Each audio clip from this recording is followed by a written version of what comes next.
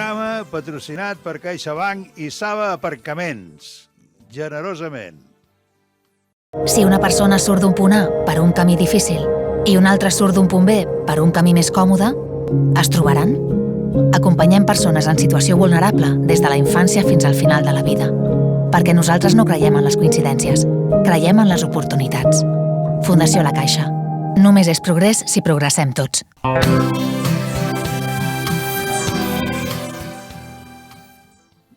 Buen día, buenos días. Estamos aquí hoy con un viejo conocido de la casa, que es Genaro Villagrasa, que ya nos hizo un libro precioso, muy bonito, y hoy nos ha hecho, bueno, hoy no, y hace días que está en el mercado, nos ha hecho El largo paseo por el campo francés, una novela que yo creo que más que novela, creo que es una historia de los exilados, que bueno, de la gente de los refugiados que pasaron a Francia, de lo mal que lo pasaron, del maltrato por parte del gobierno francés, y que al final ayudaron incluso a liberar Francia, y parecía que el general de Gaulle hasta le dio vergüenza que hubieran desfilado en la toma de París. Y bueno, pues nos ha hecho este libro, yo creo que es más historia que novela. Ha afinado mucho, porque ha tenido, como diuen en català, molta cura, mucho cuidado con las cosas. Es de una pluma yo diría finísima. Habla con plena libertad, no molesta ni insulta en ningún momento a nadie, sea del color que sea. Y bueno, pues como cada semana, pues haremos nuestras preguntas de rigor. ¿Qué tal, Genaro? ¿Estás bien? Bien. Pues venga. Con la dificultad Bueno. está, pero bien. Acércate más si crees que estarás mejor. Sí. El paleta no tenía capacidad para recoger la gama de colores mezclados de tono y diversidad de matices que confluían en el panorama para recrear aquel momento una estampa asombrosa, bucólica e irrepetible. Esto es un verso, ¿no? Aquí has querido hacer un verso más que explicarnos cosas. Bueno, quería hacer una introducción un poco, bonita, idílica, de cómo eran las playas francesas, para luego entrar un poco al trapo. Bueno, pues tan has sortit, lo has conseguido, ¿eh? Unas cuantas barcas de pescadores de vuelta al puerto se divisaban aproximándose a la orilla. ¿Has vivido en la Barceloneta, tú? Bueno, yo soy de Barcelona y estaba muchas veces en la Barceloneta, y conocía la Barceloneta antes de pescadores, sí. Porque veo que tú defines muy bien la llegada de los pescadores, que yo la conozco porque de pequeño yo en mi pueblo salía a recibirlos. Te levantabas a las 6 de la mañana y verías cómo salían unos y llegaban otros, ¿no? Por esto me ha parecido de que tú esto lo has vivido. Lo he visto. Que sí. No hay peor tirano que un esclavo con el látigo en la mano. Se busca la venganza en estos casos. Yo creo que esto ocurre incluso en muchas... ahora no tanto, pero antiguamente, no sé si es que porque la gente estaba más quemada, esto pasaba, como que no lo puedo descargar en uno, lo descargo en el que viene. ¿No va por aquí esto? Efectivamente, y sobre todo con los guardianes franceses que tenían los exiliados españoles, que además eran soldados de las colonias y eran maltratados por la oficialidad, o sea, eran los últimos en el escalafón militar francés. Los tenían muy subestimados. Y claro, cuando llegaron los españoles, que ellos tenían poder sobre otros humanos, se aprovechaban. El conjunto donde estaban los españoles tenía más aspecto de redil para ganado que precario alojamiento para las personas, para comer sardinas nada más. ¿Esto pasaba en el país de la libertad? Sí, por lo contrario. O sea, les pidió, en el país de la libertad, lo que pasa es que tuvieron una falta de previsión enorme. Poco antes de la retirada de los españoles a Francia, calculaba el gobierno francés que en las fronteras había unos 18.000 exiliados, más o menos. Cuando llegó finales de enero del 39 y vieron que aquello eran miles y miles de refugiados, se encontraron con que no tenían preparado nada para cogerlos. Entonces, les pilló de improviso, tuvieron que hacerlo todo. De los 18.000 que al principio calculaban, fueron 450.000 españoles los que pasaron de Francia. Llegar a llamar a los españoles los heces de la anarquía mundial y es afinar mucho, por parte de los franceses. Es echar a la gente por el suelo, pero de verdad. Pero no. Había una campaña difamatoria de la derecha en Francia en contra de lo que consideraban exaltados, anarquistas, lo peor de la humanidad, quema iglesias, o sea, catalogaban a aquellos cerca de medio millón de personas, que la mayoría, la mitad eran soldados, la otra mitad eran civiles, mujeres, niños, ancianos, y es igual, a todos los catalogaban como anarquistas malos, no la verdad, evidentemente. En Argelès la salubridad no fue el único problema de la extracción acuífera de las bombas. También se filtraba con el agua del mar los bacilos, los detritus de la playa y el agua sucia resultaba para asearse los refugiados. Lo que es higiene, no sé por dónde la entendían esta gente, los franceses. Ya digo, les pillaron, yo digo, con el culo al aire. No esperaban eso, no tenían nada preparado. Y los campos empezaron a montar, sobre todo en la playa, los tres principales, Adrés-sur-Mer, Saint-Cyprien y de Barcarès. No había nada. Y enseguida lo delimitaron con alambradas y no había retretes, no había agua potable. El agua que pusieron fueron unas bombas que las pusieron cerca del mar y con las tempestades. Y al estar tan cerca se filtraba el agua marina y resultaba salobre, o sea, no se podía beber. Y tenían que beber eso. La instalación de los primeros retretes fue otro de los grandes logros de Monsieur Touraine. Hace raro que no les diera vergüenza. Bueno, lo que tú dices, ¿no? No había ni retretes. Sí, pero curiosamente, entonces cuando organizan los retretes, cuando montan, hacen un invento donde ponen el retrete arriba, subido, sería por unas escaleras, debajo había un bidón para recoger las heces y estaba cerrado con un cerramiento de madera. Pero como era el invierno más frío de los últimos años y no había nada, todo lo demás, ellos estaban en las dunas, lo que hicieron fue desmontar la madera para calentarse, para no congelarse. Me contaron mis padres que cuando el cura me bautizó confundió los óleos y en lugar de los del bautizo me puso los de la extrema unción. Oye, también un cura muy raro, ¿no? El hombre se confundió, pero claro, eso tuvo consecuencias para Ramoncho, para el personaje que padeció esa situación. A mí me quedó miedo en el cuerpo volver a ver la Santa Compaña al anochecer después de que cada tormenta. La Santa Compaña la nombran mucho los gallegos. Esta forma parte de su cultura. Sí, efectivamente. Eso es un guiño a ellos, ¿no? Es un guiño a ellos y un poquito a los hechos extraordinarios, sorprendentes, raros, paranormales, que a veces pasan o no pasan, pero que forman parte de la tradición gallega. Y a ese gallego le pasó, la vio. Y luego, más adelante, volvería preso y no lo cuenta. Loureiro pasó a formar parte de manera definitiva del núcleo residencial de la Barraca. Sería un lujo esto, ¿no? Tener una barraca. Bueno, la barraca, a ver, le hice una barraca pues era muy provisional. Era comentado con 4 palos, con la ropa que llevaba, los capotes. El trabajo, el Ramoncho estaba viviendo en la conejera, en un agujero para él. Claro, luego al estar en compañía bajo techo entre comillas, y con 4 personas más, pues eso le estimuló mucho.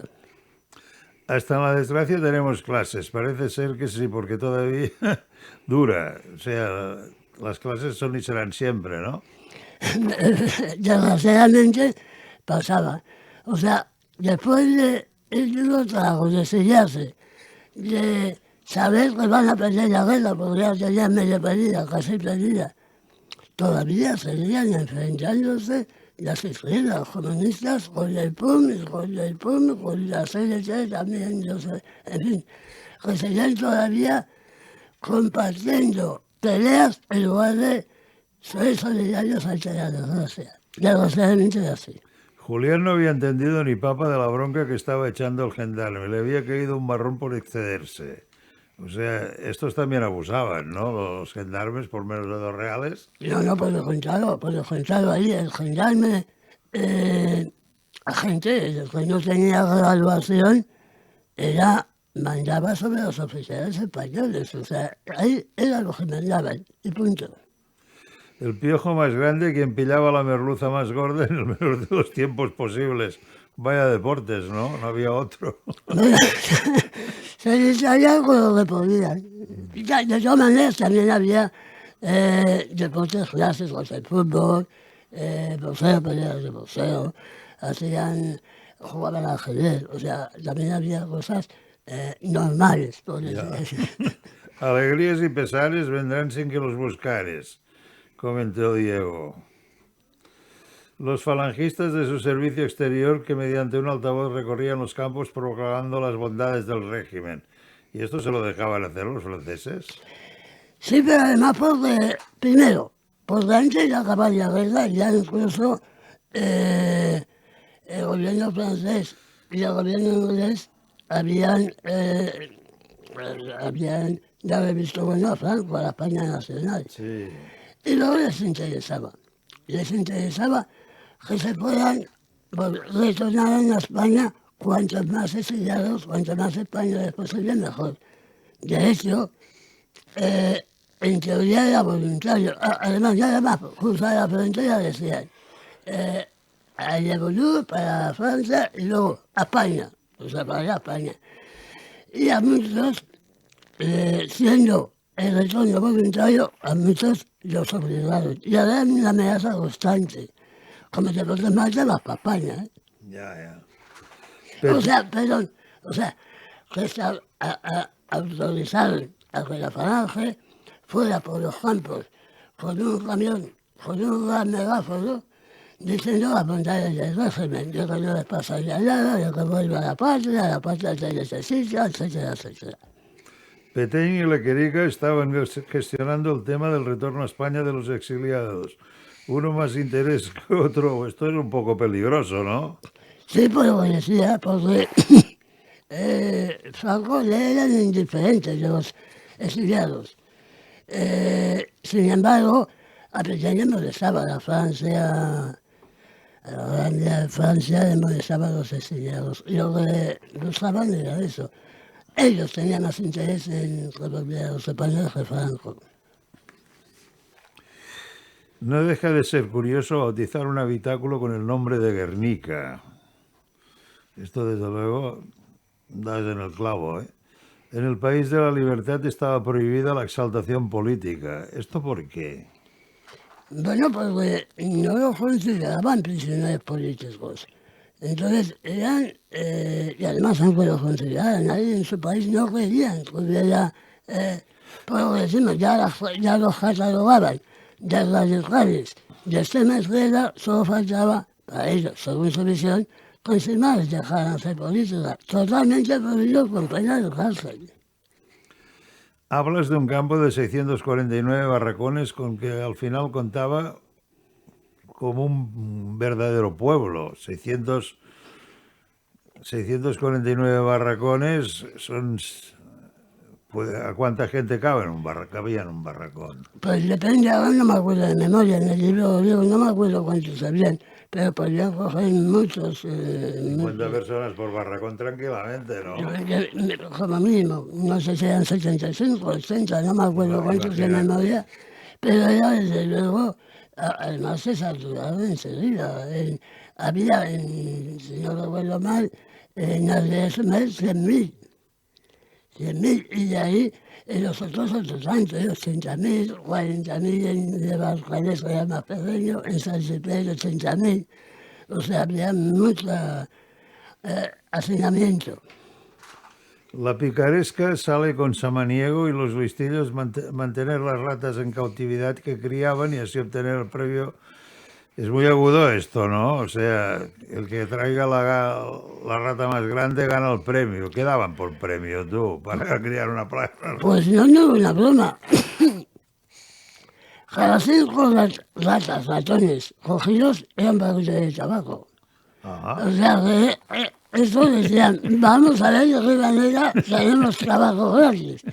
Y uno de ellos se le ocurrió eso, domesticar a las ratas y tener ratoncillos, y entonces iba viendo por operación hasta que los franceses se dieron cuenta y dijeron, pero eso qué es, y después bien ya nos sacó el trabajo.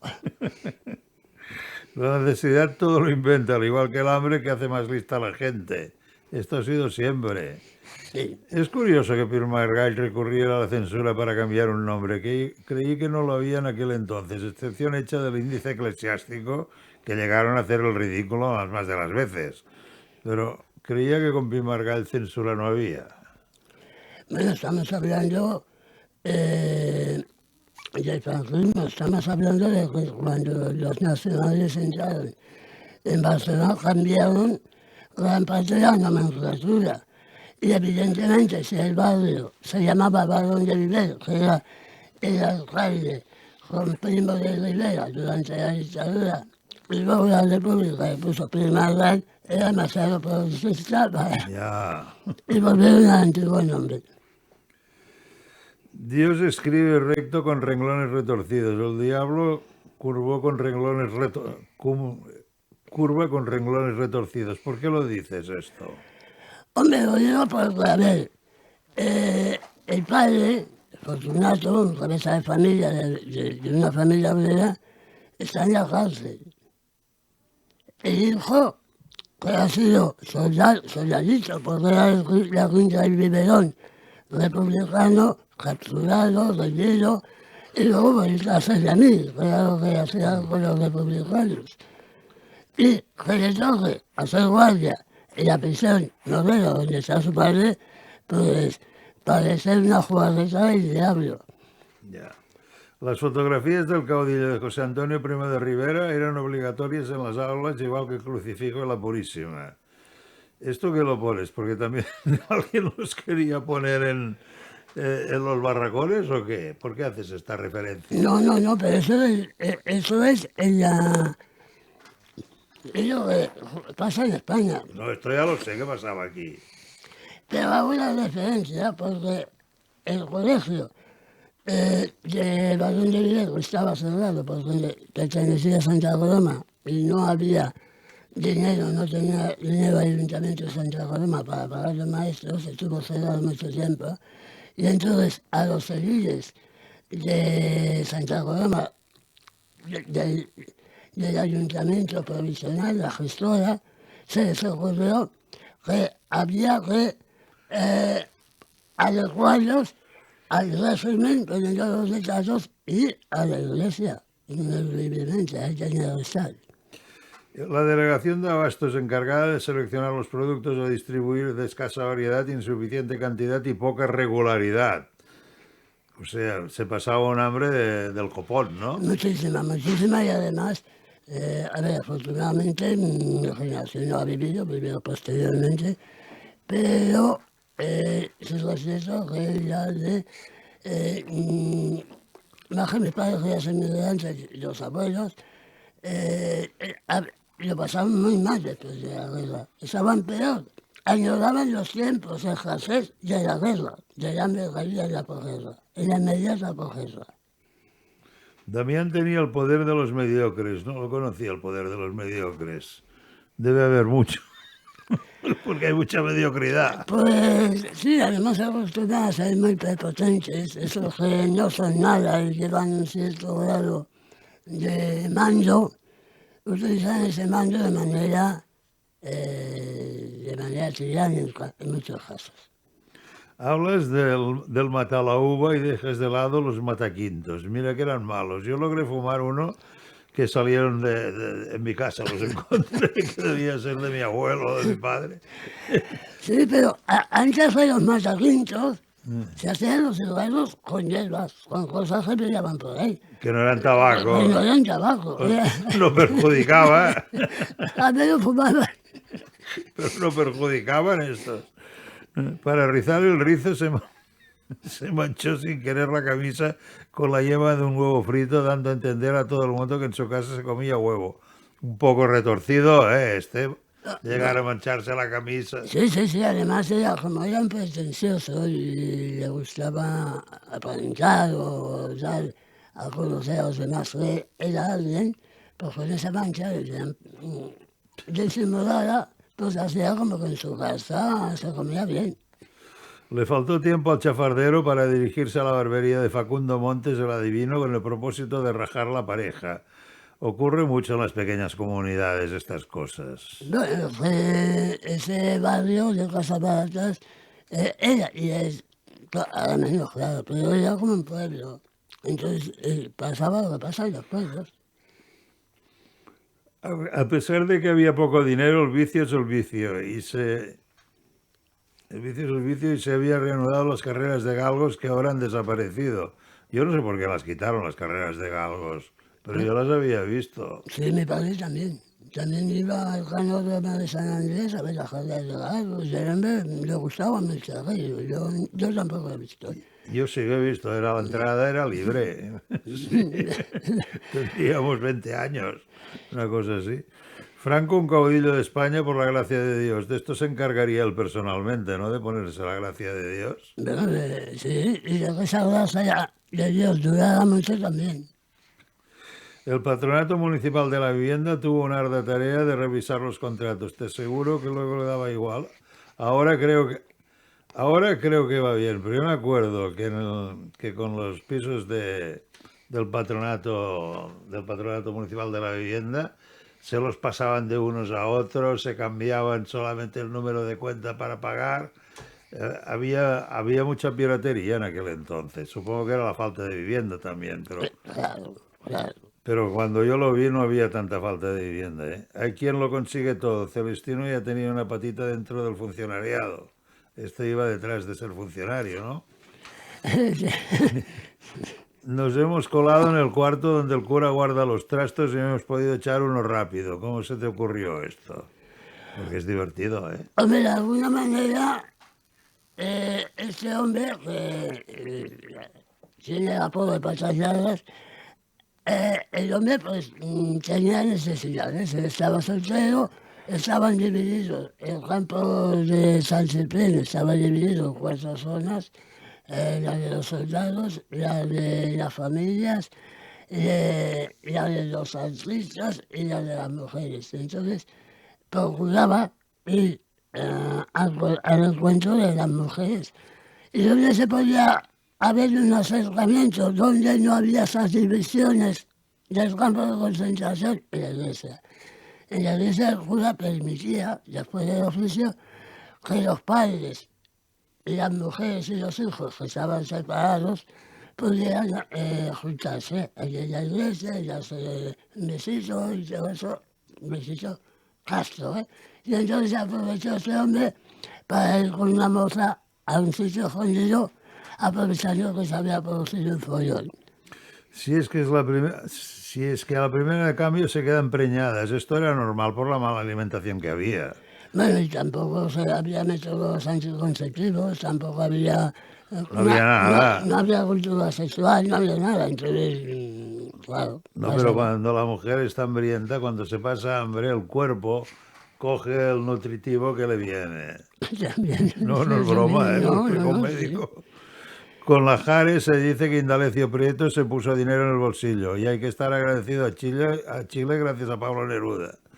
O sea, que Prieto se llegó a poner dinero en el bolsillo. No, eso no lo he dicho yo, ¿eh? Se dice. Tampoco. Pues lo he leído mal en la página 118. No, las ayudas a los refugiados eran de la Jare y de todo eso, pero no menciono Impulsado por Indalecio Chistu no había podido embarcarse en los vapores. Evaluación de refugiados. Impulsado por Indalecio Prieto. Se dice. Bueno, no, se dice. Esto me lo contaron, perdona, yo lo he apuntado. Ahí sí ya. No, pero por eso yo sabía que no lo había puesto. ¿Qué haya pasado? No lo sé. Pero no lo había Pero tú puesto. lo que no has tenido confirmación tú. No, bueno, ni ningún dato me ha llegado así. No has encontrado... No. La libertad es un reconocimiento de la necesidad. Es una máxima esto. ¿Se te ha ocurrido a ti? No, era una máxima de todos los ríos, de Lenin, una máxima de Lenin. Quien se arrodilla ante el hecho consumado es incapaz de enfrentarse al porvenir. Bueno, esto ha sido siempre, ¿no? Sí. La antigua división García Vivancos estaban integradas la mayoría por anarquistas y consideradas por los franceses algo así como las hordas de Atila. ¿Tan brutos eran? No, al revés, eso era los prejuicios, sobre todo con los anarquistas que tenían, durante la guerra civil hubo 2 batallas que ganó Franco. La batalla de Isla y la batalla de la propaganda. Eso por vender fuera, muy bien, de los países occidentales, que la república eran todos hijos desarmados y asesinos. Y eso caló el poder francés. La gente llana no, pero la gente que ostentaba el poder sí. Y por lo tanto, los tenían más vigilados, más controlados, sobre todo los anarquistas. El apio a troche y moche, mañana, tarde y noche, durante 15 días sería horroroso comer apio de tanto tiempo, ¿no? Bueno, apio, claro, la temporada que había apio, pues era apio. Cuando había guisantes, era guisantes. Y cuando había zanahoria, pues zanahoria todos los días. Era lo que había. Hablas de Max Out. La verdad, yo no sé si tú has leído Max Out, yo no lo he entendido nunca, lo poco que he leído de él. ¿Has leído Max Out tú? He leído alguno, por ejemplo, que además he intentado comentarme bastante. El hombre tiene varios libros. A ver, campo francés, pues hay un poco de hambre. Mira, este sitio me gusta y yo dice, ya algo pasó por el campo francés. El campo francés es uno. Hay otro sobre el campo de concentración de Haifa, que estaba en Argelia, porque yo mandaron allí. Y había otro que además lo escribe en el libro, que era el manifiesto Cuervo, la historia de Jacobo. Y yo creía que el hombre, a través de un cuervo, este libro relata la vivencia de los prisioneros en el campo de La Verdet.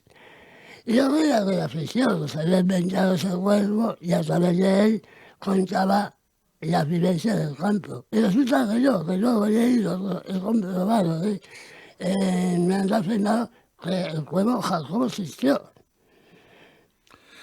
Richet, el gendarme del pueblo, tenía menos luces que un poblado esquimal. Sí, quería buscar un símil para decir que el hombre era corto y creo que este símil se acerca bastante. La consigna imperante en el campo: trabaja lo menos posible y disfruta del ocio todo lo que puedas.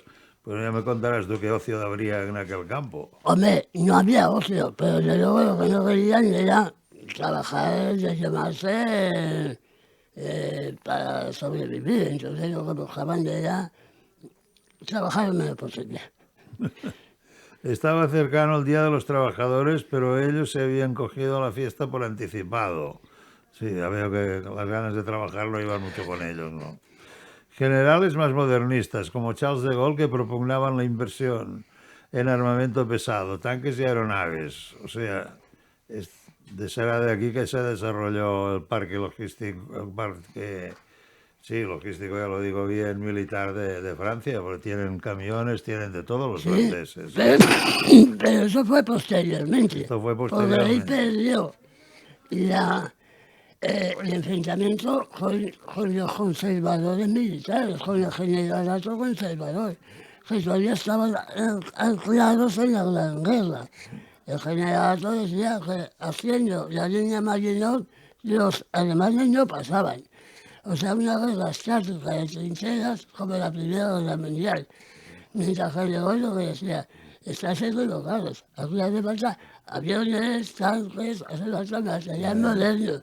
Y no lo hicieron. Por eso perdieron la guerra, entre otras cosas. Pequeñas escaramuzas que se dio en llamar la guerra falsas.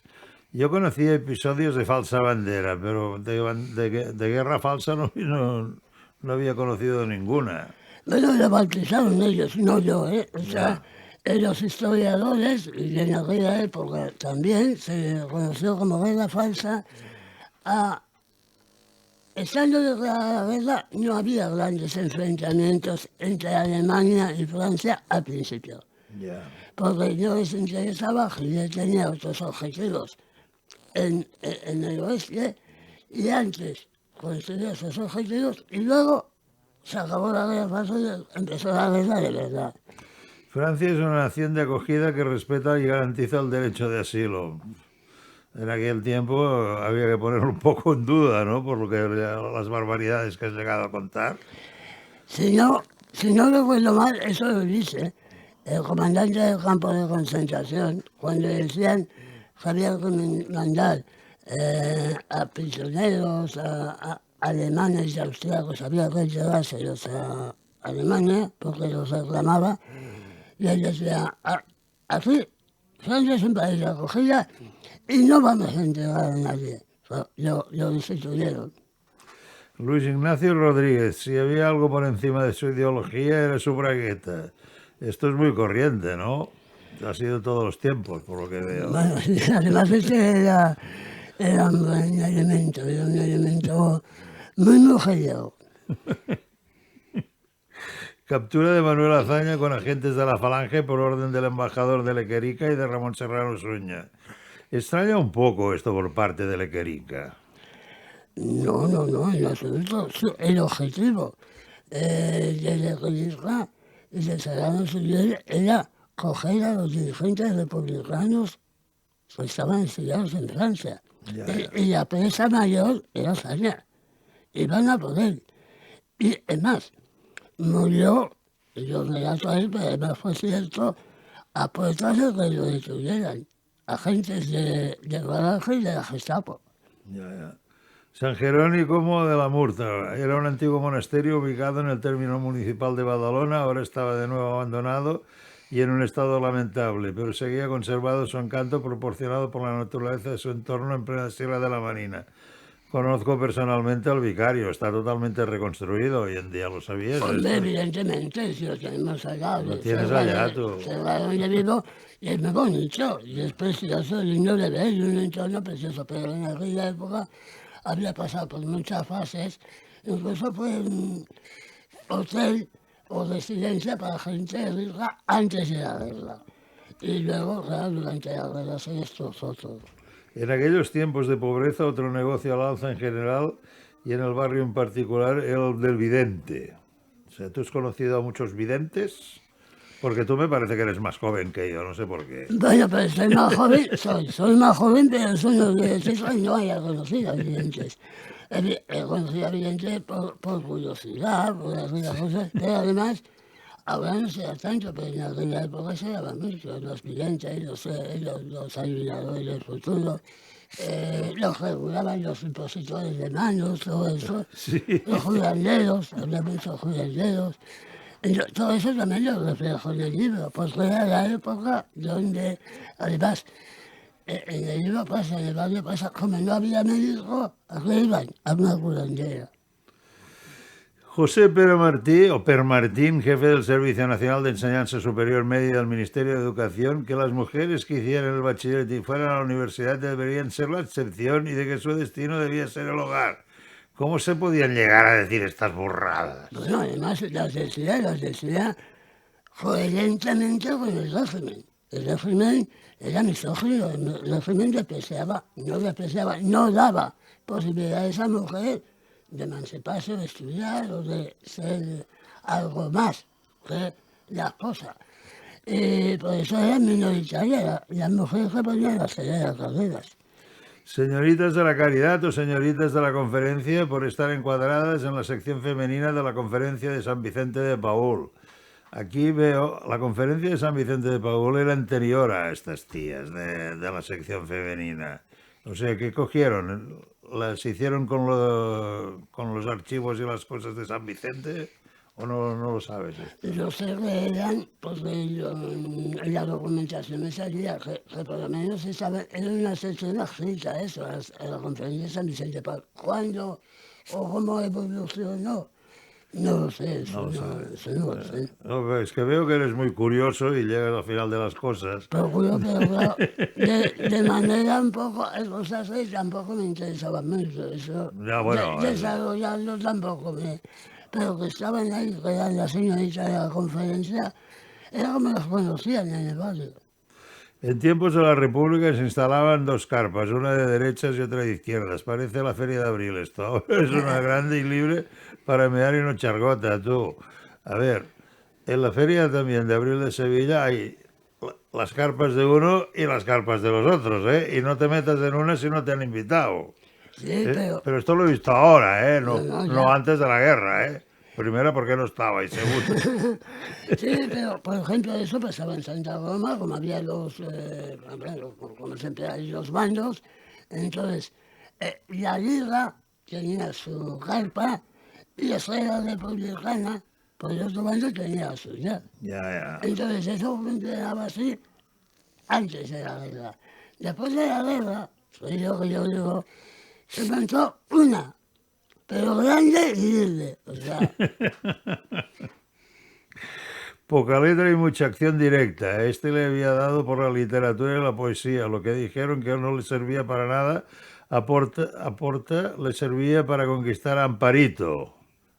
Todo lo que nada aporta le servía para conquistar a Amparito. O sea, este de la literatura fue a conquistar. Sacó provecho, sí. Por lo menos sacó algo. Sacó algo, sí. A cuenta de su familia le decía que no les servía para nada, porque ellos eran de lucha, eran de acción, no eran de estudiar, de leer, y menos de poesía. Y el hijo pequeño le salió así. Y pues, si eso no te va a servir para nada, pues sí, al menos le sirvió para eso, para llegar. Aquí también dices una cosa que ha perdurado hasta hoy. Ningún empresario quería mujeres con hijos a su cargo. Esto hoy en día es normal, pero también cuando te hablan de críos, a los empresarios no les gusta, porque absorben más tiempo de la persona. Sí, pero además este hombre engañó porque la propaganda que hizo en el campo de concentración para buscar mujeres operarias era que las admitía con hijos. Y luego resulta que no. Entonces, bueno, tuvieron que ingeniárselas para que asumiera eso. En el momento señalado, mientras Blanca Radiante iba a la novia, camino de la felicidad, recatada e inquieta, marchaba la expatriada en ruta hacia la incertidumbre. Aquí has hecho un verso, chaval.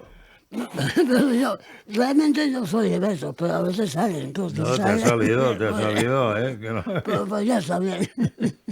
Hay un poeta en ti, no lo sabes. Si caminas solo, irás más rápido. Si caminas acompañado, irás más lejos. Esta máxima yo no la conocía, contigo la he conocido.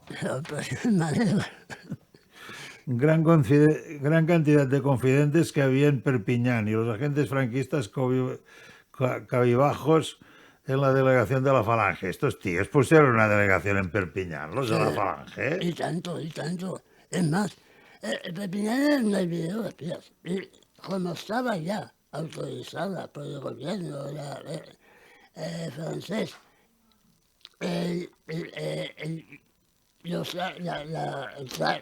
contacto con España aumentó su delegación. Y era una delegación falangista. San Cucufato, los cojones te ato y hasta que no aparezca la petaca no te los desato. Caray, esto es San Cugat. No, realmente estuve, procuro, como comentabas, documentarme mucho y no pillarme los dedos. O sea, procuro que sea cierto lo que pongo.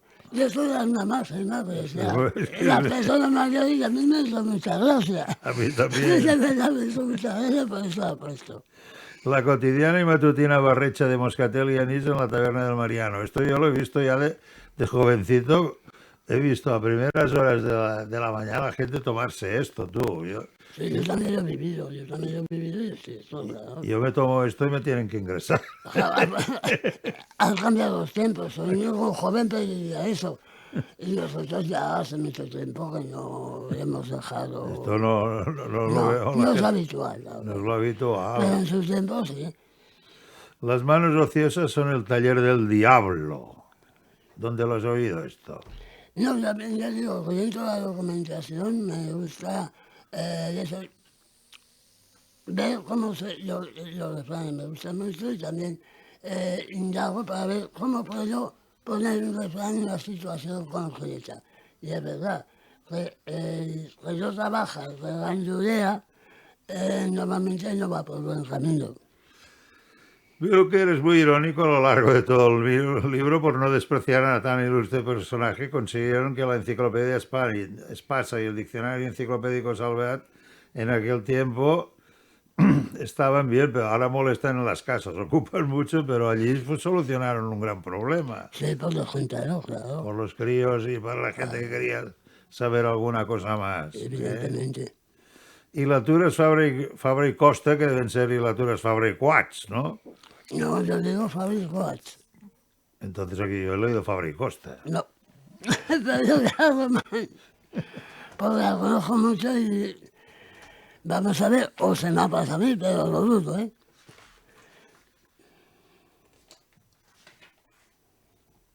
Hilatures, no, Fabra y Coats. Y es donde he leído yo Fabra y Costa. Entonces, estaría soñando tú. no pasa nada, pero la conozco mucho la fábrica. Hilatures Fabra y Coats. De San Andrés, ¿tú trabajaste allí? Porque... No, pero sí me trabajó en época moderna un cuñado mío. Pero además, está al lado del barrio y me documenta mucho, conozco la historia más o menos de las fábricas. Está muy bien, ahora hay una biblioteca en las iglesias, se ha convertido aquello en un parque de entidades, está todo remodelado, pero ahora una fábrica muy importante y muy grande, de la principal de España. Sí, pero a mí me llamó la atención. Digo, seguro que Genaro estuvo trabajando aquí porque trabajaba todo San Andrés y todo. San Andrés, sí, mucha gente. Mucha gente. De hecho le llamaban Carna Media. Hay dos versiones. Una dice que por la casa cuna que montaron, donde las trabajadoras amamantaban a sus hijos, y otra porque la mitad se les mamaba de las ventajas sociales y del buen sueldo que ahí se presenta. Las autoridades laborales franquistas tenían que enfrentarse a cosas que no les gustaban. El sábado libre, casas para los trabajadores, pero también hay que decir que era muy difícil despedir a un trabajador. No sé cómo lo del sábado les sabía mal. Yo no sé por qué no les sabía mal lo del sábado. Bueno, en aquella posguerra el sábado era laborable. Entonces fue una fábrica, eso. Y ella también fiesta el sábado. Era una agradable comparativa con otras empresas. La mayoría de empresas que no daban fiesta el sábado. No daban fiesta el sábado. Claro. Ya. Las ultrarreligiosas, no sé si tenían razón, pero en la escala de las mujeres con el periodo no esto es verdad. Las mujeres en la escala yo había oído que no envasaban cuando tenían el periodo.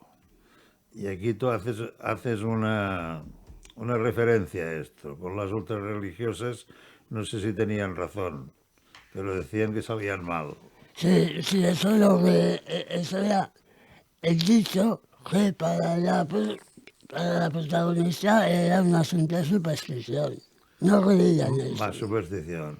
A quien 9 meses estuvo en la barriga de una loca, algo le toca, caramba. A ver, porque la hija había sido muy rebelde, pero ella también había sido muy rebelde, por lo tanto lo esperaba. Una botella de colónica higiénica a la Carmela, de López Caro. Estos siempre han tenido el mismo envase. Sí, yo me he fijado toda la vida lo de la Carmela, el señor repeinado que había. De verdad, en base yo me he fijado, lo estuve documentando en las cosas que había en aquella época, y era esa colonia, y los hombres, pero está bien, pero yo fui para el envase. Le Faux no es que estuviera loco, que también, es que era un sádico de ciudad. Explica esto. ¿Cómo es el sádico de ciudad? ¿Que varía del de campo o qué? No. Bueno, digo, le llamaban el sádico de dimensión al barrio, porque era el loco de ese barrio, digo el barrio. Era el más zumbao Ya. de resistir. Los guerrilleros españoles peor armados, pero mucho más operativos y estructurados que los franceses. Tenían más experiencia, claro, los españoles. Evidentemente. Errata de imprenta. Niolina tenía que decir molida y pone niolina. Te he pillado una rata de imprenta. Pues sí, pues Pero luego, bueno, luego me la apuntaré para... no, la tienes aquí, como te daré esto. Vale. Tocinillo de cielo y crème brûlée. Los dos son postres, pero el tocinillo tiene más huevos.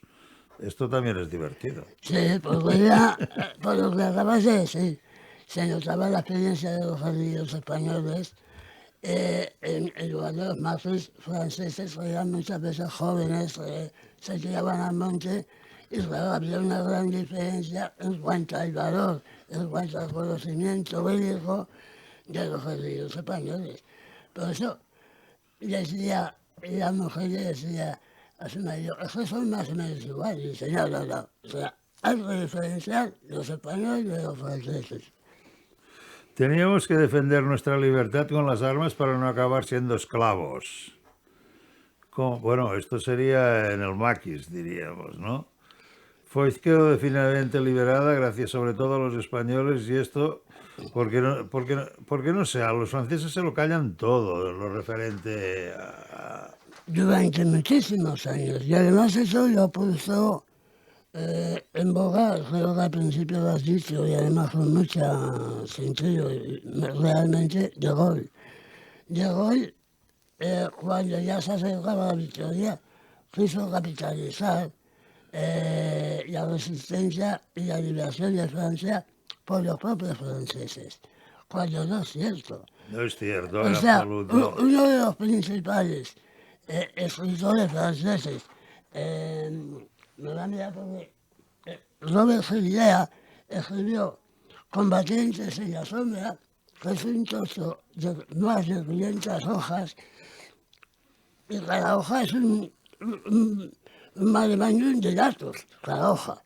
Y eso me lo dice, no, la liberación de Francia, la resistencia, estaba organizada y estaba en torno a ella judíos, españoles, gente de todas las naciones y franceses, pero no fue obra de los franceses, ni muchos de ellos, fue obra de mucha gente. De Gaulle acudió con celeridad a Toulouse al recuperarse la ciudad.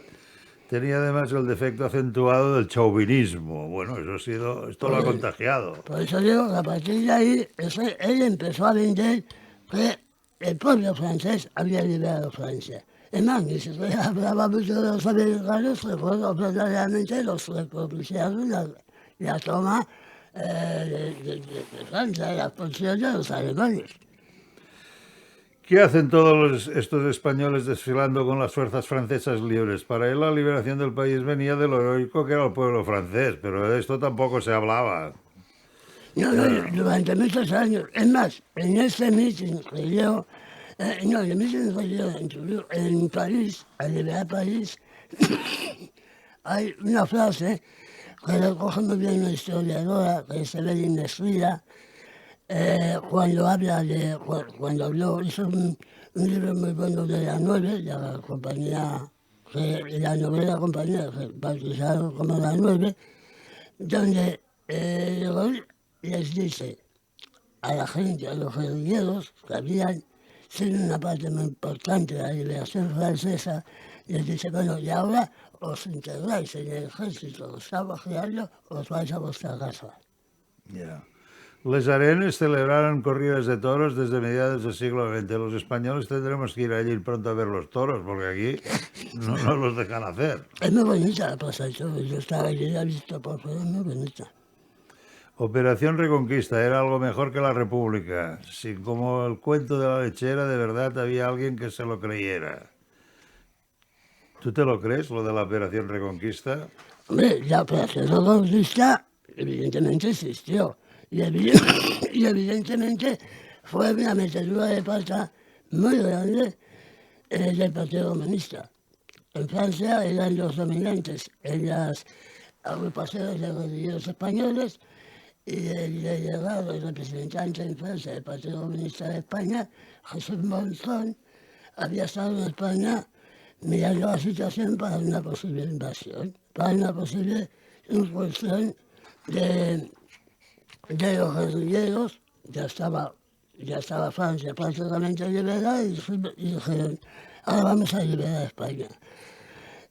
Y él estuvo en España y elaboró un informe diciendo que había un descontento popular muy grande, que el ejército estaba dividido, que el pueblo estaba esperando que vinieran alguien a echarles una mano para sublevarse, y no era verdad.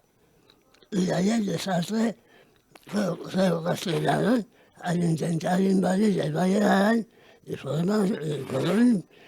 salió un desastre, tuvieron que volverse a Francia. Muchos los capturaron y solamente unos pocos pudieron escapar de la Guardia Civil, la Policía Armada y el Ejército. A quien Dios quiere bien le traen sardinas junto a la sartén y el aceite también. Desde luego. Eso es todas las batallas reales que pasaba. Después haremos la comida en Calarbengola. ¿Existe todavía esto o es una ficción? No es una ficción. Ya digo, los datos históricos, las ubicaciones y todo eso normalmente son reales. Calarbengola, por cierto,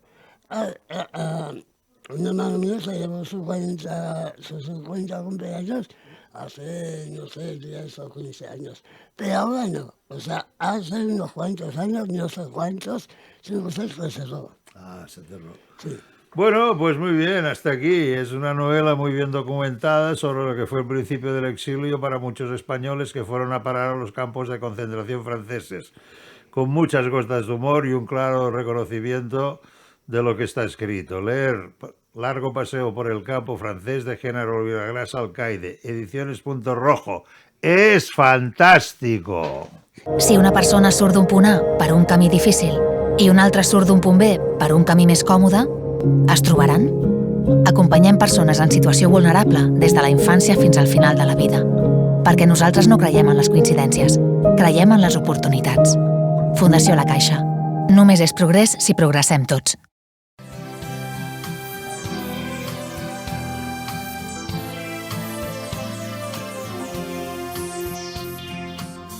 Programa patrocinat per CaixaBank i Saba Aparcaments. Generosament.